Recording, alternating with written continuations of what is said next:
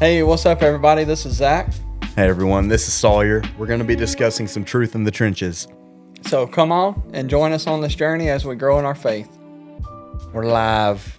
Dude, I haven't seen that outfit before. That's crazy. You look so snazzy. I hope you can't see it on the camera because my wife dried it. Mm-hmm. It's a little short. That's tall man problems. Right. So Kirsten bought me these sweatpants, and she's surprised. Like, I came home from work one day and she was like, "Hey, she literally bought me this hoodie and these sweatpants one day, and I wore them the next day and I spilled coffee on them." Oh yeah. Yeah, that's always It nice. hurt my feelings because I really like these sweatpants, but you can barely see the stain now. Yeah, I would have never noticed it. Well, I just know it's there. Yeah, so I had to it's one say of it out the- yeah. loud. So if anyone talks about my coffee stain, I'm coming.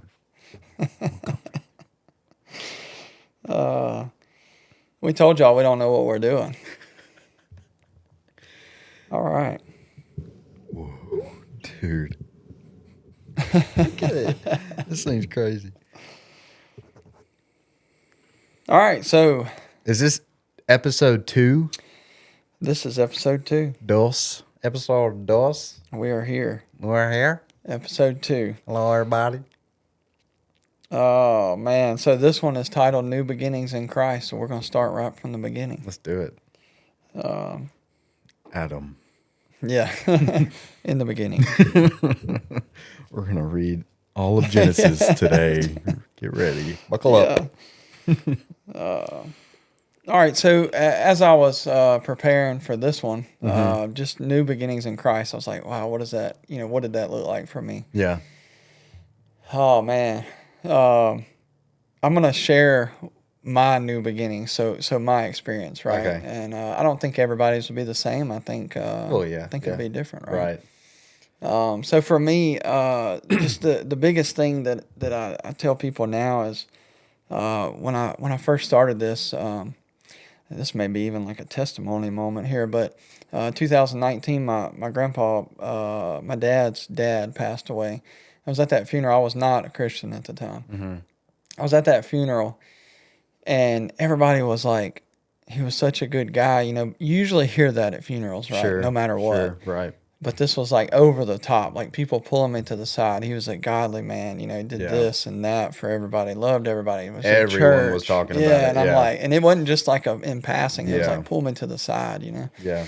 And so I was like, wow. So I really just, literally in that moment, we were at church. We showed up. We filled a seat, right? Mm-hmm. And I wasn't consumed with it or anything like that. Far from it. Right. In that moment, though, I was like, well, there may be something to this. Sure. Kind of just opened the door, right? Mm-hmm. And so I started listening more to the sermons, different things. Was told about another podcast, the Unashamed podcast.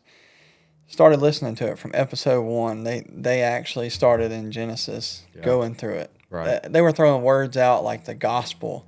Yeah. I remember I have my first notebook. It's one of the coolest things. I have my notebook where I originally started I call it Investigating Christ. Yeah. And I would write out gospel with a question mark. I would write out cosmos question mark. When you weren't saved. Yeah, I had no idea. Yeah. This was So this would be legit new beginnings. Like, I didn't have a clue about any of this stuff. You know, Yeah. I could tell you about like the dude in the well is what I would say back then. Right? But I didn't know. So I'd write out cosmos, gospel, Matthew, Mark, Luke, and John, like Revelation. I don't know any of these words. Starting to study. And so I started that journey. 6 months or so later, I have my salvation moment, which we talked about before. Mm-hmm. And so, the reason why I share that is new beginnings in Christ. So what did that look like? To me, it was just literally cracking the door open. Right. I should know the verse probably, but again, I'm not a theologian. But it's the verse that he talks about. He's right there knocking, right? You just got to crack it open. He's right there waiting on you. Yep. And that's exactly what happened in my story. So, or like the he left the 99 sheep to go find the one, you know, like you were the one sheep. Yeah. Yeah. Crazy. Yeah. Make you feel special there. Dude, yeah. And we are all special to him. And so, so new beginnings. So I cracked the door open. I wasn't a believer. Now I am. Mm-hmm. But like, why? Why do all this stuff for this guy? Jesus. Right. So, I had to learn all that. But now I can tell you why do we do it? Because we wouldn't have anything that we have. We wouldn't be here doing what we're doing if it wasn't for Jesus. Right. Like we literally owe our lives to him. Right. Especially when we're off astray, and he's got enough grace to still love us. Yeah. And pick us up, turn us around, and just give us that love that we really don't deserve. Right. Did you come to the conclusion that like, okay, I really need to change everything that I'm doing the moment you were saved, or was it like a slow burn, like oh, hey, this is pretty bad. I probably don't need to do this. This is pretty bad. So I think mine's a little, I guess everybody's unique. Sure. So I was delivered from several things right up front. Sure. So the drinking, the smoking, cussing, Mm-hmm. like I said, the vulgar videos, different, all the stuff that's just out there, that we just walk in every day when you're not walking with Christ. I think I know I was delivered from that, but he's not just going to make us perfect like that, yeah, right? So there's several things that he's still working on me, or working with me on, working on me, however you word that. And there's things that have over the last 5 years have slowly come,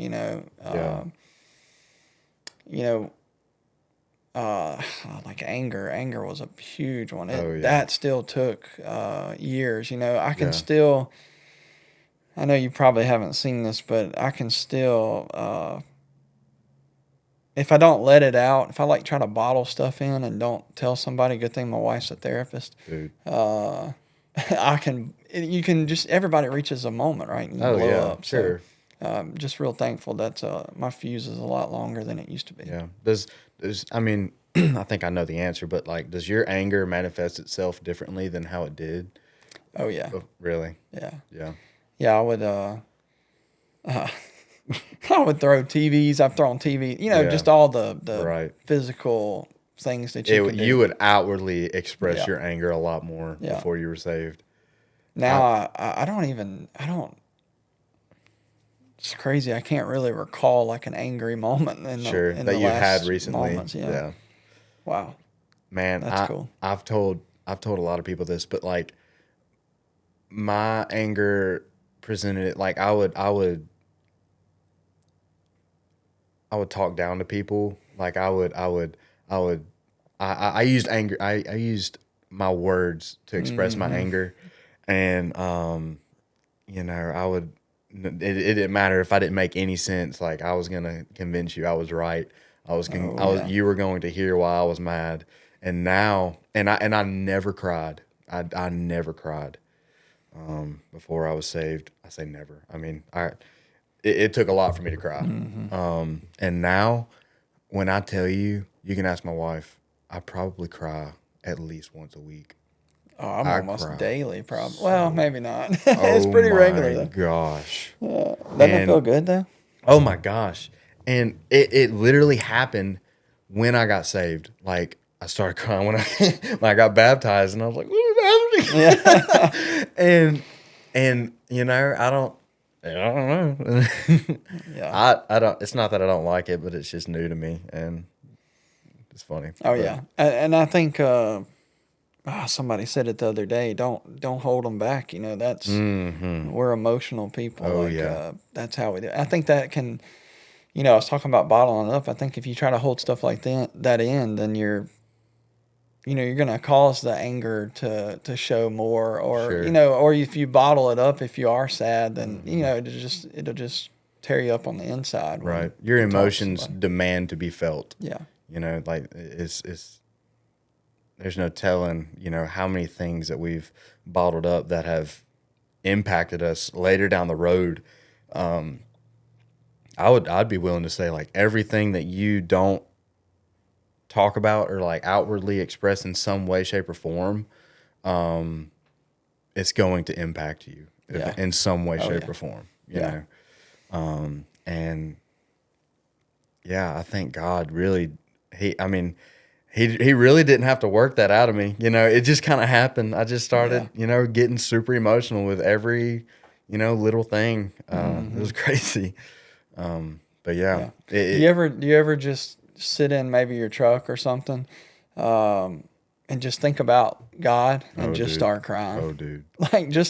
Like I think because we both have a similar past, just that like, why would he do that for us? Yeah. How far away I was, and Yeah. like still love me, and it's just crazy. Oh, man. yeah. Man, my thing is music gets me.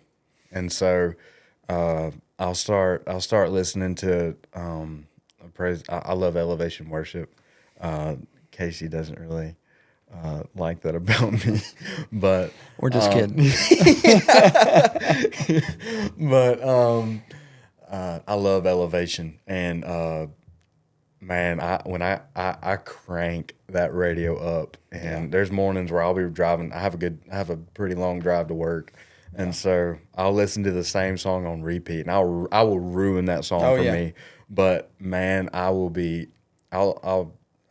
almost kill like 10 families because I'm just dancing. Yeah. Man. I'll sit there and like I'll be raising my hands in the truck and like crying. Yeah. And I just get into it, but man, like never did that. Like music never really moved me like that, and now it's I don't know, God just really he kind of shuffled things around in me, whenever I got saved.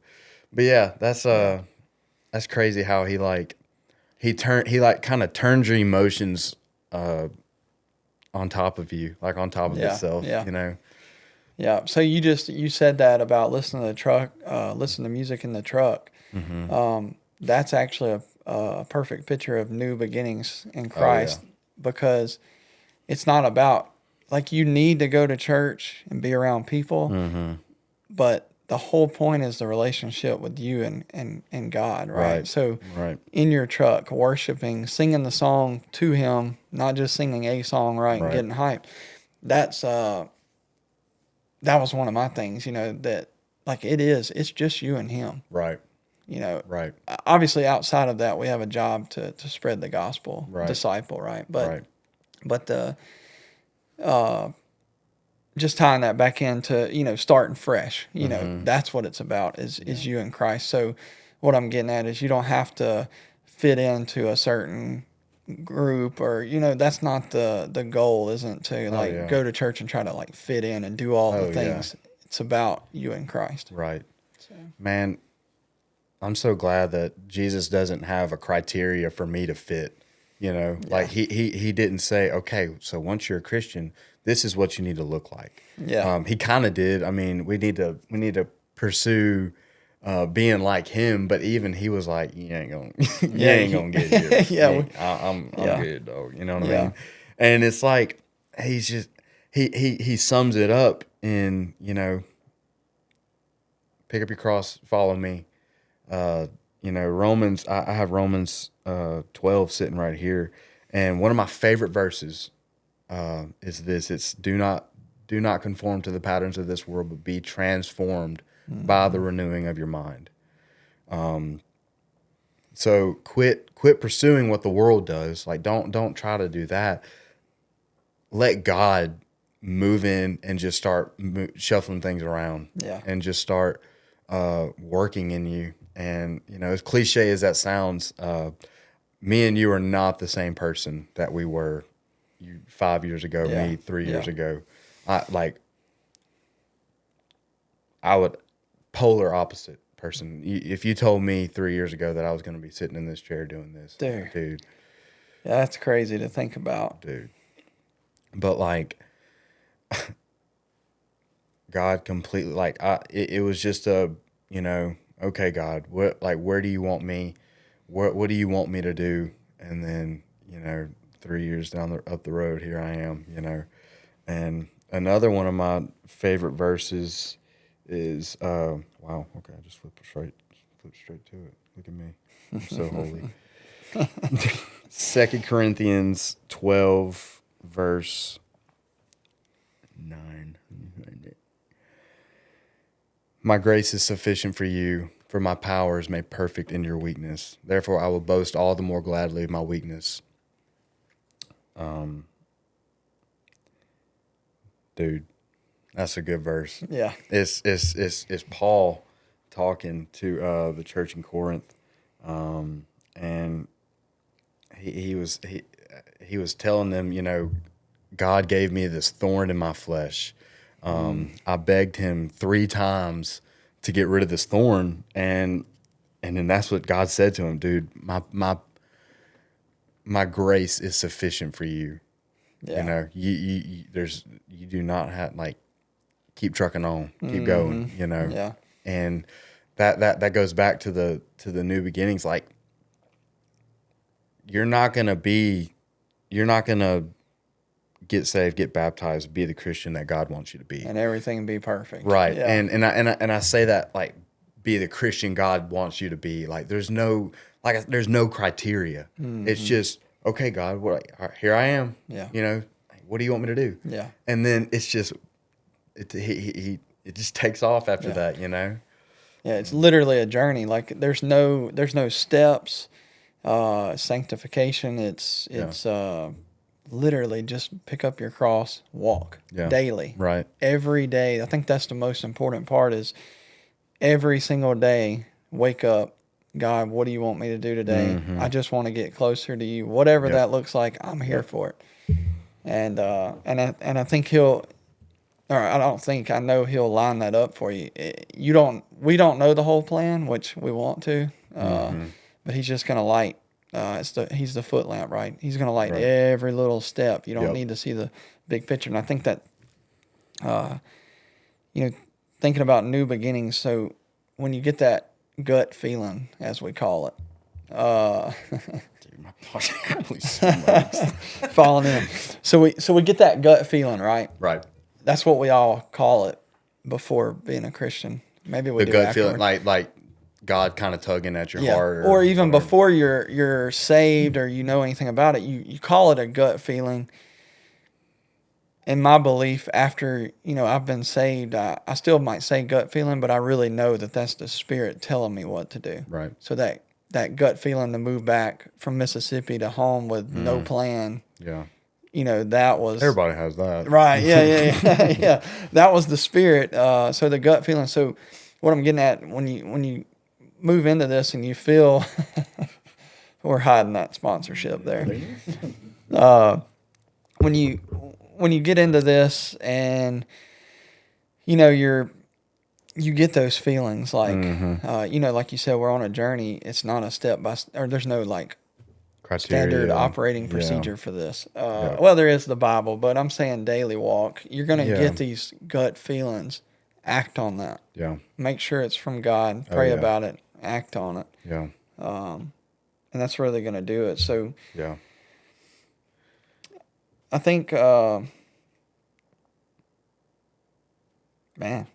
think we nailed that. Other than we do have an action item that is 3 things that you want to change in your life and pray over them. Yeah. Before I was gonna say one thing. Another thing that I would say, like, if you're just beginning this walk with Jesus, is don't do it alone. Surround yourself with other Christians. Yeah. God said in the garden, whenever he created Adam perfectly. Like, everything was perfect. There was no sin in the world. And even then he was like, man, it is not good for man to be alone. Yeah.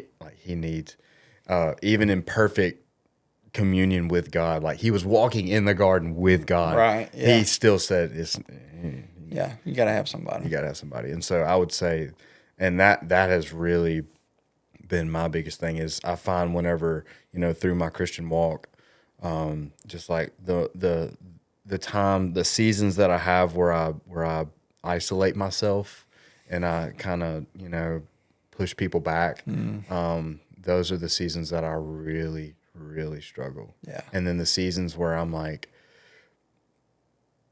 really digging into my community and really talking to people and being vulnerable and transparent with people. Those are the seasons where it's a lot easy. I say it's a lot easier for me to hear God's voice and to feel His presence because I have those people, you know, kind of picking me up. You know? Yeah, top of mind. I think I could speak to that for, I don't know, probably, you know, the saying that if the devil can't make you bad, he'll make you busy, right? Oh, yeah. Oh, yeah. So I just know a time period of, I'll say 6 months. I don't know how long it was. I pulled out of small groups because I was busy, you know. I mean, I was still doing everything else, but I was doing it alone. There's an acronym for busy. You ever heard What's it? that? Being under Satan's yoke. Wow. Dude, I did not come up with that. Wow. That was Jonathan Bacluda. I'm going to type that up. Yeah. Trademark. TM. You heard it here first? You can't have it. All right. Yeah.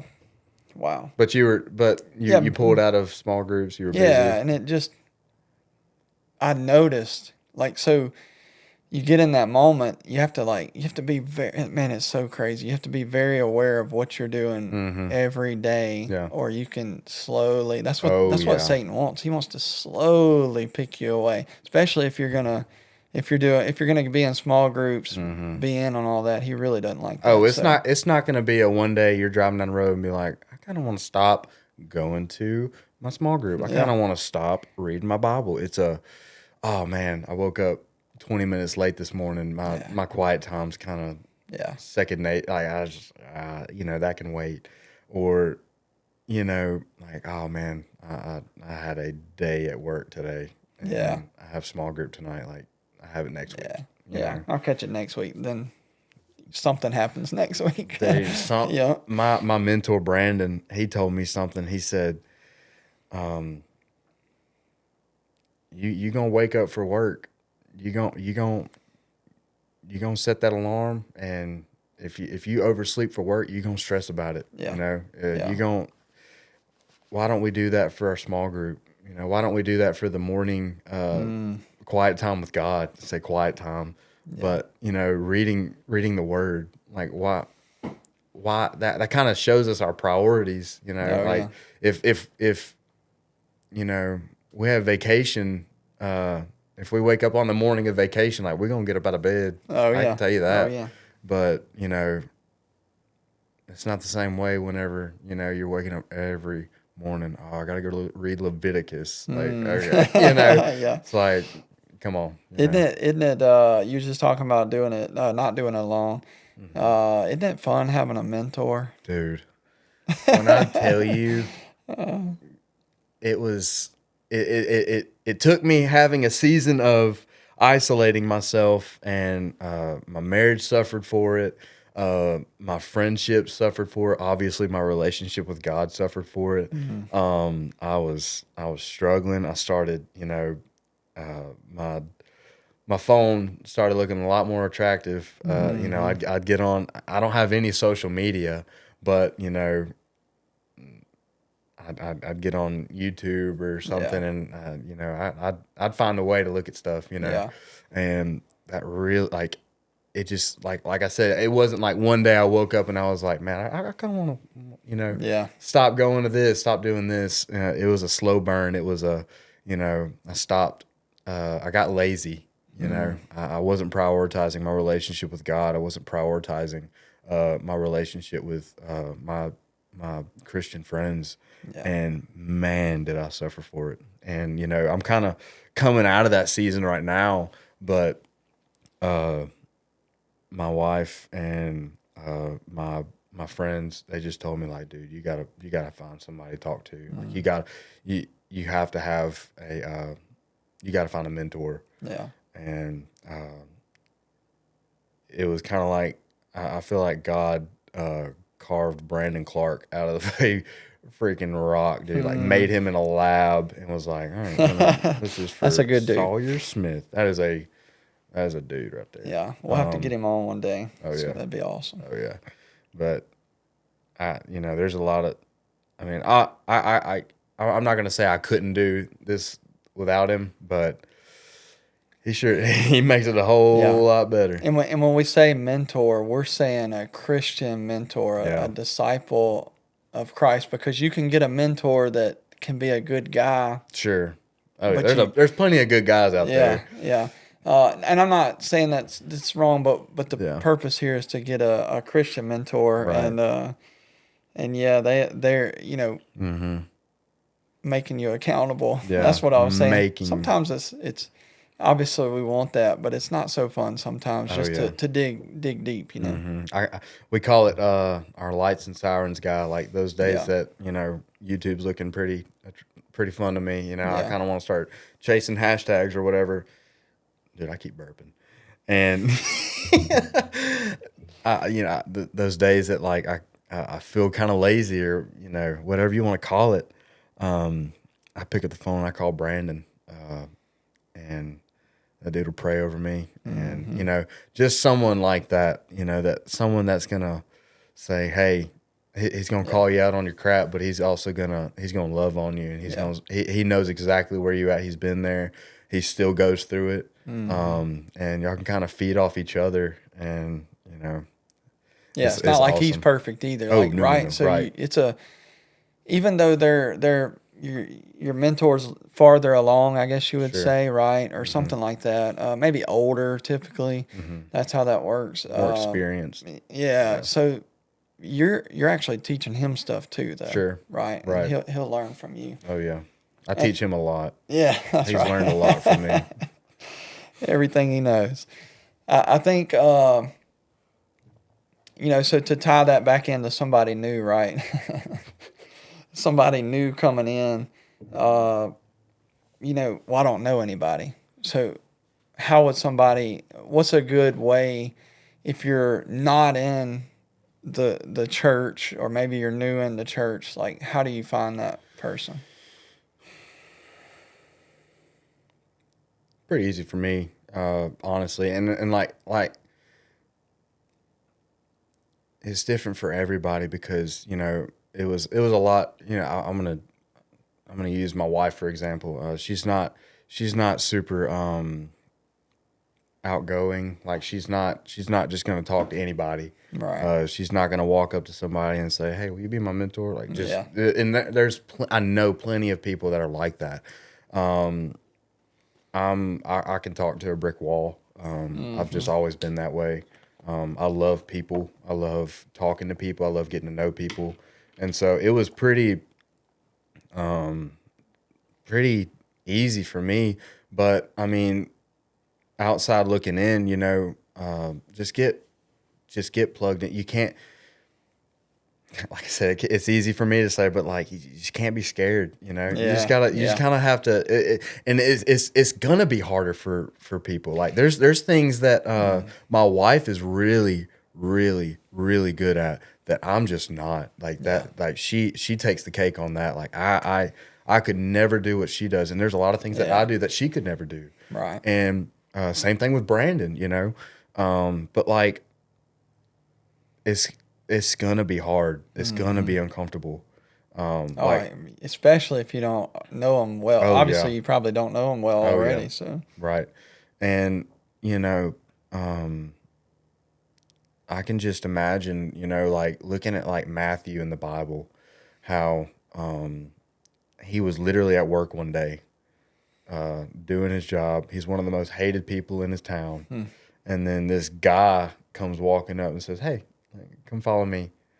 And he just did it. Like quit his job, left everything, and just followed this stranger, and I think he had a gut feeling. oh yeah, what I No mean? doubt. You know what I mean? And he, followed Jesus, but he was also like he got plugged into 11 other dudes, Yeah.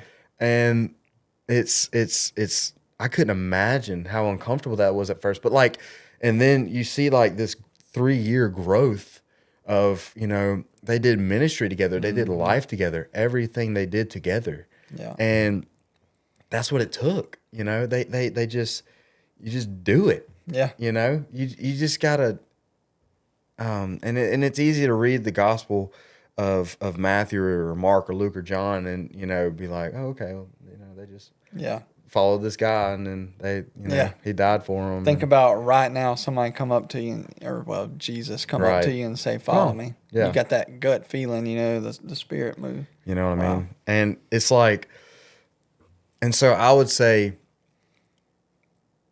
get plugged in, tell God, hey, if you're the type of person that's like, I am not good at this, it makes me want to vomit thinking about getting close to people and getting plugged into a community.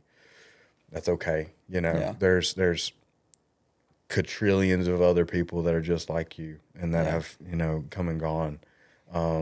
But, God, you're not a special case in God's eyes. Like, God doesn't see that as like, oh, shoot, I guess the rules don't apply to you or rules, you know what I mean? Yeah. It's like, God's like, no, man, like, let me work. Watch this, just trust me. And then, whatever that means for you, just, be bold and allow God to work through you. And that might be you go into a small group and just not saying a word for however long. Yeah, sit in the back. You know what I mean? Just sit in the corner, don't say a word, just soak it in. That's okay, but let God work. And but if you're like me and you just it just kind of comes natural, you're just naturally awesome. And, and talk to anybody. You know what I mean? No. But it's God blessed me with that, and I think I wouldn't be in the position I'm in if I wasn't like that. And I believe God gave me those gifts to be able to just talk to people, do this. And I don't know, it's really cool, but I know that there's people that are just they're just not like that, and that's okay. That doesn't make you a JV Christian or a you're not it's just different people. You're not inferior in the Christian walk. You just have different gifts, and that's really cool. That's really beautiful. But don't think that God can't use you and God can't work through you. So I think so you got two different types of people really is one, you could go up to somebody. If you can just walk up to somebody and talk, I would say you don't have to like find the perfect person. Just go to anybody at church. Maybe there's just somebody you work with, anybody out there, and just go ask them. Say like, look, I'm just looking for something. Yeah. If they're a disciple and they're in church, they're going to know how to help you. You don't have to know the answer. Oh yeah. They're going to help you, right? Oh yeah. The other person, if you don't, it's like my wife, she's not going to talk to anybody either without knowing them, and she's going to barely do that, you know? So just some people are built different. Right. I'm built different. So anyway, sorry. My son will like that one. So I think if you're shy, you don't want to talk, don't really want to talk to people. Mm-hmm. If you're going to a church, I know like ours, you got prayer cards. Yeah. Put your phone number down. Let them send you an email, a text message. Right. If you don't want to do the phone call, that's fine. Right. Shoot, if you're watching this and you want to send us a message, we'll help you. Oh yeah. I'll be your friend. Yeah. I mean, there's just ways. If you don't want to do it in person, there's ways to message to get it started. Oh yeah. I know there's every relationship starts with trust, and so I know there's that level of trust you have to build, and just the only way to do that is to jump in. Oh yeah, and there's people that I know that they've grown up in church and they've walked that path of getting plugged in, and then someone hurt them, in some way. Someone ruined that image of church for them. Mm-hmm. And one thing I do want to say is God did not do that. people are people. We're all imperfect. We all make mistakes. That's not a cop out. That's not I'm not making excuses for what they did. I'm sorry that they hurt you, but we serve a perfect God that would handle that situation completely different in the most perfect way possible. And that I just hope that I know that there's people out there that are aggressively pursuing God and pursuing a relationship with Him that would treat that situation differently. And so I'm so sorry that happened to you, but don't lose hope and don't, I guess, just don't associate that with God Himself. Just know that that's going to happen. Anywhere that there's people, that there's human beings, the water's going to be muddied. Yeah. And, it's just the way it is. And it's also promised to us in the Bible. But yeah, I just wanted to say that. I think that's good. And that goes back to, it's between myself and God. It's between Sawyer and God. Right. And you really just have to cling to that, because people are going to be people and hurt you. Right. I mean, at church, it's just going to happen. I mean, you're going to have people hurt you at work, at church, anywhere. Yeah, that's good. Yeah. Well, and I guess just kind of going off of that again, try it again. If you got hurt at church, if someone hurt you, try again. Keep trying. I know that's easier said than done, but that's just how it is. Yeah. God really, like I said, God would handle that situation completely different. And we serve a perfect God that he loves us all perfectly. So just hang on to that. But yeah. Yeah, that's good. Wow. Dude. And I think the action, we'll call it the action item, of listing out, the three things, or it could be one or three or five, whatever, just try to get around three areas of your life that you're struggling with, that you want to change. Maybe it's anger, lust, any of those issues. Maybe it's maybe you're just lazy, like you said. Maybe sleeping in on Sundays or something, and you just want to change that. I think there's power in writing stuff out, writing your story out. Oh yeah. Just writing things out. It's right. in, I don't remember, Habakkuk. How do you say that? Habakkuk. Habakkuk. Yeah, Habakkuk. Habakkuk. A bucket. I've never read that book. Full transparency. It's chapter 2, verse 2, I believe, and it says, write your vision plainly on tablets, so the next one can carry it on. But yeah. I think the writing it down is very important. Yeah. I'm so bad at that. Yeah. I'm so bad at that. My wife's really good at that. I've gotten better at taking notes, but I'll do it at church, and then I say I'm going to do like a journal. I don't do it, but I've done it very inconsistently, and but when I do it, I'm like, dang, I need to do this every day, because it's really good, especially when you can look back on those notes. You know? I think my thing is, just kind of pick up. I like whenever I read something, instead of taking notes, I just talk about it, and then I'll call somebody and I'll be like, "Dude, you never guess what I just read." It's so cool. But yeah, learning. So I think writing them down. Write down three things that you want to change in your life. Pray about it. Even if you're brand new to prayer. So how do I pray about it? You just literally say, God, you know what I need. Yeah. These are the things that I think I need or that I want to work on. Help me in that. And He's going to answer. Oh, yeah. He's going to answer. And the important thing to know is that His timing is not our timing. So it may take a little while. And He's going to do it in a way that you're not going to be comfortable with, most likely. Right. Or that you're not going to expect. I shouldn't say you wouldn't be comfortable. But, sure. Craig Rochelle wrote the book Dangerous Prayers. That's what comes to mind is you start praying for things. He's going to give it to you. It's just going to be his way and in his time. So if you had just one quick thing maybe to share that you might want to change, just to give an example, just something that you would want to change and that would be on your list.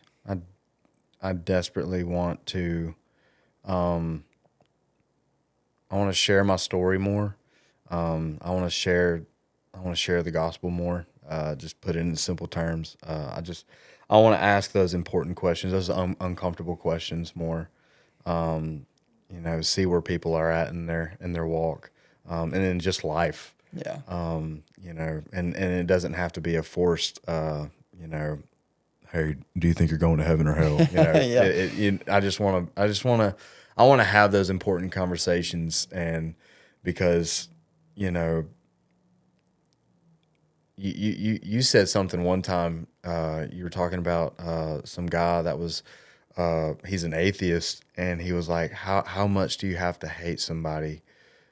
How much does a Christian have to hate somebody to not tell them about Jesus? To truly believe that when you die, there's eternity, and you're not telling anybody. Yep. You're just keeping that to yourself. How much do you have to hate somebody to not talk? And not that would be my goal, is to just like, oh, I really don't want this person to go to hell. I want to do it from a way, like I want to genuinely love people, and tell people, hey, this is my story. What's your story? This is what God did for me. Just kind of, and it doesn't have to be forced, but I just want to have those important conversations with people. That's good. Yeah. Yeah, I think it's funny. We just talked about praying for things, and God has His way of doing it. I think my biggest thing over the last year has been discipleship. We talk about it's a journey. It's a process. It's just a day-by-day thing. And, going to groups and different things, but finding that to be a disciple maker, that would be my thing. So what does that really look like? That's my one thing. And I'm a little bit into that with the, especially with the business side, just having people trying to do that every day, right, in the mornings. Sure. But I more wanted to do it specifically with somebody that wanted to walk that out. Okay. That's good. I think that would be my list, or one of the things on my list that I really want to work on. Oh yeah. And like I said, he's funny. I feel like I'm, the discipling part. I think doing this, and as people watch and follow along, hopefully that's what happens. I think you disciple people through this as well. Oh, yeah. Especially the people that we're talking about that may be more shy or busy, or maybe they live off and who knows, work on a rig or something. I don't know, Right. Maybe they're, like me, I used to work for a company and I would travel and be in a hotel for weeks at a time by myself. Right. That could be that guy. He could be right here. The whole point of this setup, is living room. I was about to say chilling. We're hanging out, chilling, and just have them in here with us. Yeah, just kind of talking about it. It doesn't have to be. None of this is scripted. Yeah, but definitely we're just loving on people and walking this thing out. But I like that you want to be intentional about finding somebody and just walking out there, walking through life with them. Yeah. I love that. Wow. And yeah, cool. Sweet. So our action item for the week: write down around three things that you want to work on, or that you want changed in your life. I shouldn't say work on, just anything. It can be anything. Yeah. Dream big, wish big, and pray over it. Pray to God about it, and see what He'll do. I think that's pretty cool. I think we about wrap this thing up. Okay. Again, we hope we adding value to people's lives. Hopefully, we're growing faith. Just ready to walk this thing out. Our next episode we're going to have is going to be the power of prayer. Wow. Whoa. So we're going to make a list, start praying about it this week. And next week we'll talk about praying. So, cool. Yeah. Yeah. Anyway, man. If people feel led, we hope you invite your friends to check us out. Mm-hmm. See what we're doing. We hope we add value again to your life, some sort of way. That's our hope here. Is really just bringing the gospel to you, sharing that, and the more the merrier. Yeah. Love you guys. Yeah. Love y'all. Thank you. Thank you, Zach. See y'all next time. See ya.